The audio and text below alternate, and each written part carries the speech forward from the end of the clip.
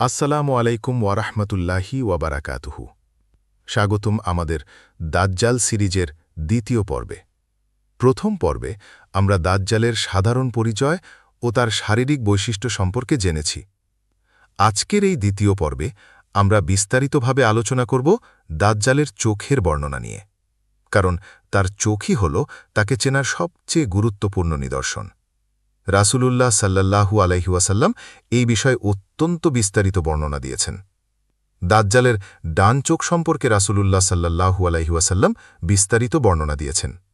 আব্দুল্লাহ ইবনে উমর রাদিয়াল্লাহু আনহুমা থেকে বর্ণিত হাদিসে তিনি বলেছেন, দাজ্জালের ডান চোখ হবে অন্ধ, যেন সেটি একটি ফুলে যাওয়া আঙুর। এই বর্ণনা থেকে স্পষ্ট যে দাজ্জালের ডান চোখটি সম্পূর্ণভাবে নষ্ট ও অকার্যকর হবে। এটি দেখতে হবে একটি পচা বা ফুলে যাওয়া আঙুরের মতো। অন্য বর্ণনায় এসেছে তার ডান চোখটি হবে মামসুহ, অর্থাৎ মুছে ফেলা বা নষ্ট করে দেওয়া। এই শব্দের অর্থ হল এমন কিছু যা সম্পূর্ণভাবে মুছে দেওয়া হয়েছে বা নষ্ট করা হয়েছে। ইবনে আব্বাস রাদিয়াল্লাহু আনহুমা থেকে বর্ণিত অন্য একটি হাদিসে এসেছে দাজ্জালের ডান চোখ হবে নষ্ট, যার উপর বোঝা যায় যে তার ডান চোখের উপরে একটি মোটা চামড়ার আবরণ থাকবে, যা দেখতে অত্যন্ত কুৎসিত লাগবে। হাদিসে আরও বর্ণিত হয়েছে যে এই নষ্ট চোখটি দেখতে হবে কপালে উঠানো একটি আঙুরের মতো, অর্থাৎ এটি সাধারণ চোখের মতো গর্তে বসানো থাকবে না, বরং কপালের উপরিভাগে ফুলে থাকবে। আবু উমামা রাদিয়াল্লাহু আনহু থেকে বর্ণিত হাদিসে এসেছে তার ডান চোখ যেন কপালে রাখা একটি আঙুর যার কোনো আলো নেই। দাজ্জালের ডান চোখ সম্পূর্ণভাবে দৃষ্টিশক্তিহীন হবে। এই চোখ দিয়ে সে কিছুই দেখতে পাবে না।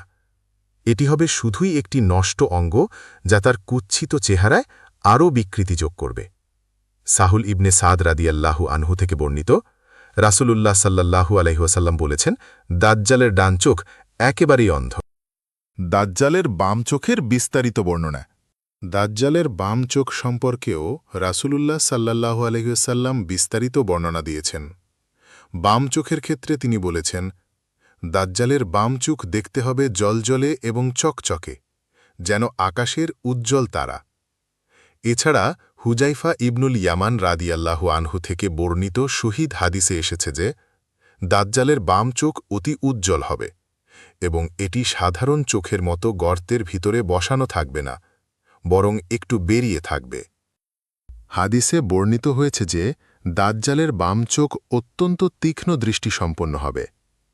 আবু সাঈদ আল খুদরি রাদিয়াল্লাহু আনহু থেকে বর্ণিত শহীদ হাদিসে এসেছে, দাজ্জাল এমন দূরত্ব থেকে দেখতে পাবে যা সাধারণ মানুষের দেখার পরিসরের বাইরে। এছাড়া তার চোখ দেখে মানুষের মনে ভয় ও বিস্ময় সৃষ্টি হবে।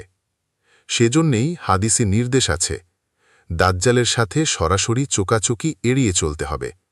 বিশেষ করে যাদের ঈমান দুর্বল তাদের জন্য এটি অধিক বিপজ্জনক। উলামাগণ বলেছেন, দাজ্জালের চোখের এই বর্ণনা এতটাই স্পষ্ট যে যে কেউ তাকে দেখলেই চিনতে পারবে। একটি নষ্ট এবং একটি অস্বাভাবিক উজ্জ্বল চোখের এই সমন্বয় অন্য কারো মধ্যে পাওয়া যাবে না। প্রিয় দর্শকবৃন্দ, আজকের দ্বিতীয় পর্বে আমরা দাজ্জালের চোখের বিস্তারিত বর্ণনা জানলাম। আমরা জানতে পারলাম ১ নম্বরে ডান চোখ সম্পূর্ণ নষ্ট ও অন্ধ, ২ নম্বরে বাম চোখ জলজলে এবং চকচকে, ৩ নম্বরে চোখের অস্বাভাবিক ক্ষমতা ও প্রভাব, ৪ নম্বরে চোখের মাধ্যমে দাজ্জালকে চেনার উপায়।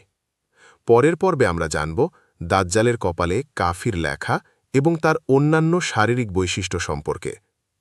আল্লাহ আমাদের সবাইকে দাজ্জালের ফিতনা থেকে হেফাজত করুন। আমিন। আগামী পর্ব পর্যন্ত আল্লাহ হাফেজ।